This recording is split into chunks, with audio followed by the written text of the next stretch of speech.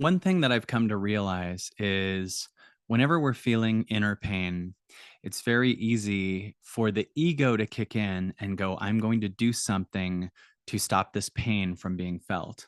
It's rare that the ego wants to do something to actually transcend the pain, and there's a huge difference. There's numbing the pain, which is doing what the pain's driving you to do in order to stay there. In other words, there's pain at a level where it goes, do something about this pain.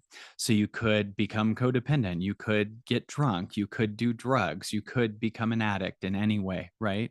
A lot of times that's what causes addiction is there is pain and you're doing what you can to get the pain to go away. But there's a huge difference between getting the pain to go away and transcending the pain, because the pain is actually the sign of something deeper that wants to be seen. And to actually see the pain causes you to surrender your need to stop it from being there. In other words, the more the pain can come up and the more you can allow, the faster the true essence of what's causing the pain can be seen and the pain can permanently go. I've noticed that the ego likes to fix pain before the universe can. And when the ego fixes pain, it's from the pain itself. In other words, the ego is driven by the pain to take care of itself. The ego creates pain in order to have that pain numbed. And the universe would rather you look at the pain, be with the pain until it's actually transcended.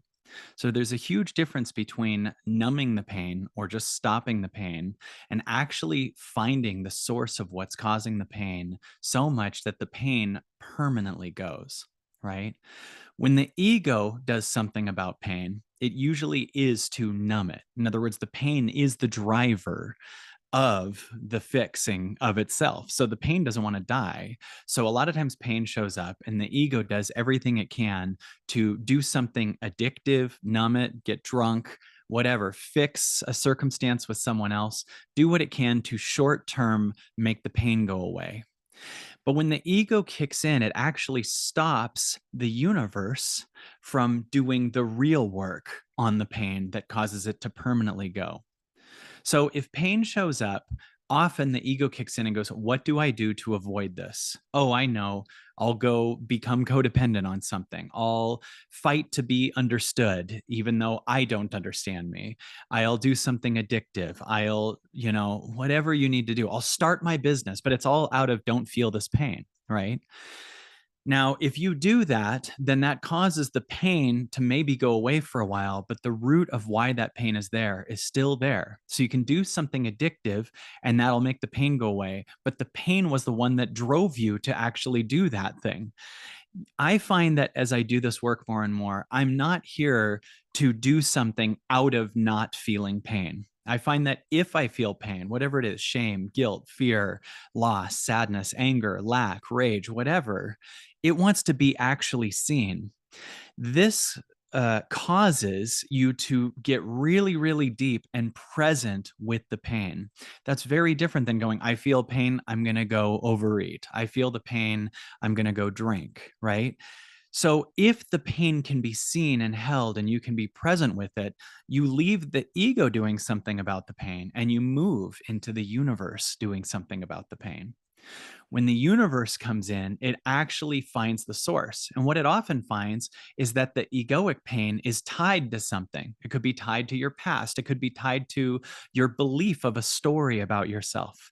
It could be tied to accomplishments you've had. It could be tied to your victim story, how much money you have, whatever it is. Those things, the universe goes, for this pain to go, your attachment to those stories has to go too. In other words, the universe goes, I can't just get rid of this pain at its core because you have it attached to an ex or an identity or right your plans for the future, your egoic construct. In other words, for the universe to take over, it wants you to purge all these things that you call me that actually don't exist. And we find that when we're moving from the me, we try to fix at the egoic level. But when we listen to the universe deep enough, it goes, for this pain to go, I need you to throw away this story, this accomplishment, this past story, this identity that you're connected to your family in this certain way. All these different things, it goes, I'm going to purge all of that. This process can be both really painful and then really freeing. Because if you'd allow yourself to sit and listen deeper, it goes, yeah, I can't just get rid of this because it's attached to all these other things that you're calling me. They're not you. They're actually, as you keep doing the work, you realize there isn't a me. There is no I.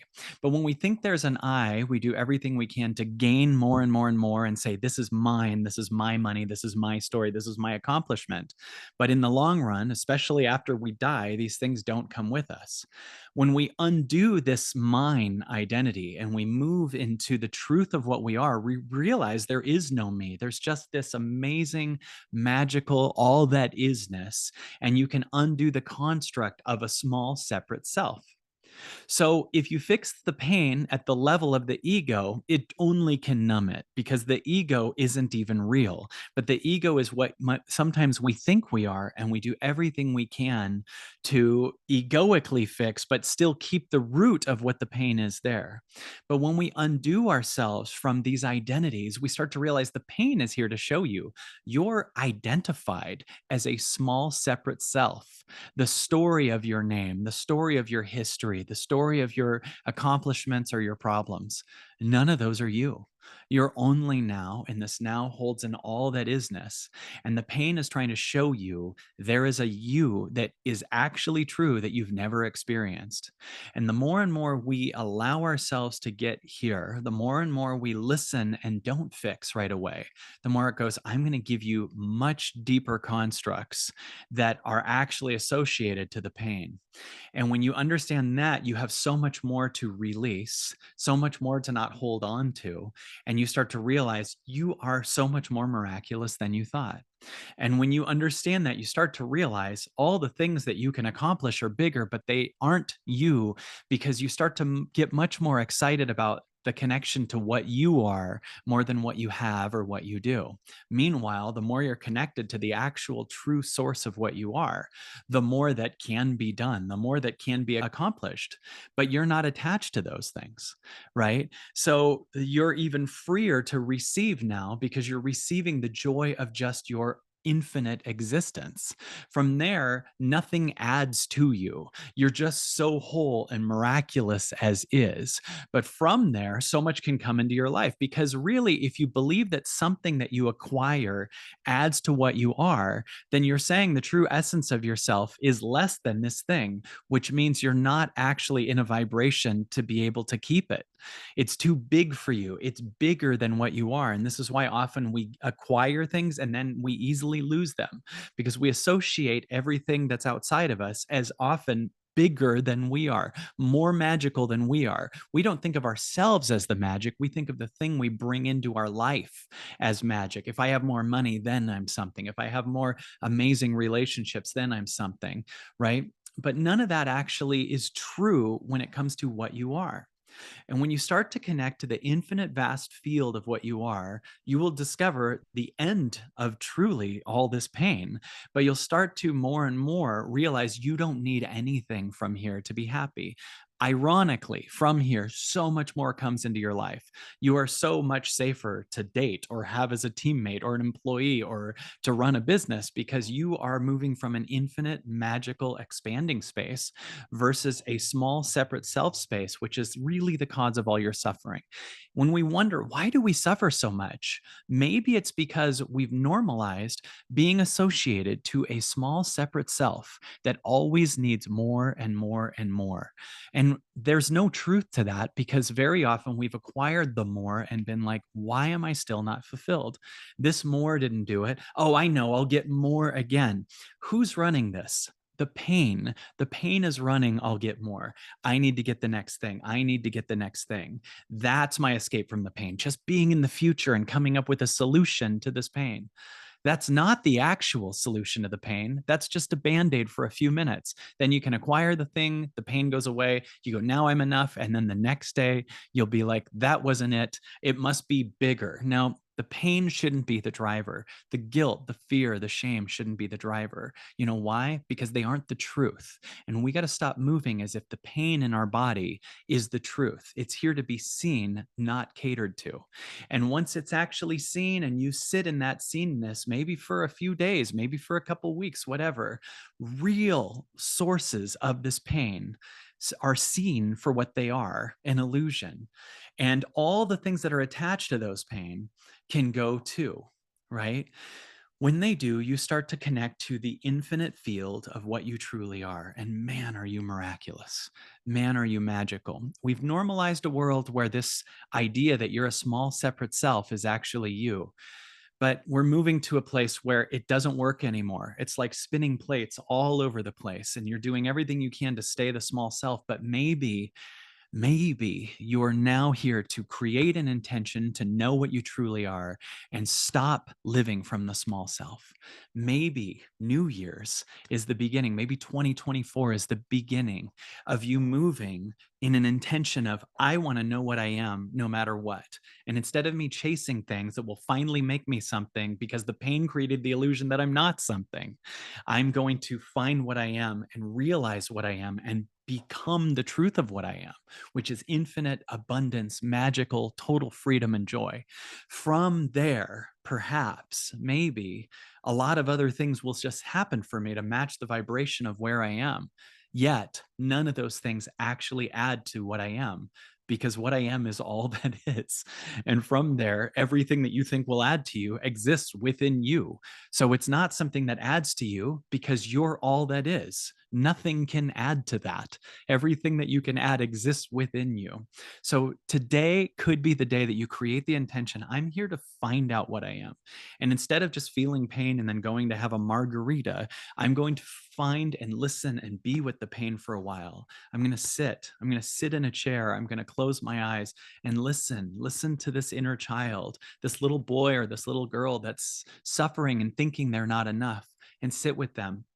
And who knows, maybe in an hour or a day, some of the root of that pain will become tears and leave, and you'll be closer to the actual truth of what you are. So, my dare to you is to create that intention. And just to let you know, I'm really excited about our event coming up in June, June 20th through the 23rd, called The Big One. If this little riff excited you, way to immerse yourself for 4 days in the truth of what you are. We've discovered that when we do an event, the next day is exponentially better than the first day. So we thought, what if we keep going and really keep connecting uninterrupted and go into a world that we can't come back from, we can't unsee? So we've made these tickets unbelievably cheap. And December 31st is the last day that you can get them at a crazy discounted rate. They'll still be discounted after it, but it's a really cheap rate right now. If you want to join us at the Alex Theater in Glendale for the Big One event, me and I'm going to have my guest friends, Aaron Abke and Kim Duramo, join me. We're going to do an insane 4-day event and see what unfolds from the infinite, where you can't grab on to your old constructs anymore because you're in an environment that's celebrating the actual truth of what you are. And boy, will being around that cause you to not have the old story, the old limitation, the old addiction, and let those things fall out as we do deep meditations, dialogue, stuff that opens your heart, different exercises. We're going to do so many different things. And once you're on day 4, you will not be able to unsee what you just saw. And you will finally have an intention because you got a taste of that true you that will cause you to move intentions from, how do I get the person to like me? How do I make the money? How do I build the business? To, I want that. What am I? I want to feel that. I want to know what I am. Join us for the big one. It's going to be insane. And get tickets while they're costing almost nothing right now. And move into a place of oneness that you can't move back from. And watch as a lot of the true essence of what is causing the pain in your heart falls away. I can't wait to see you there.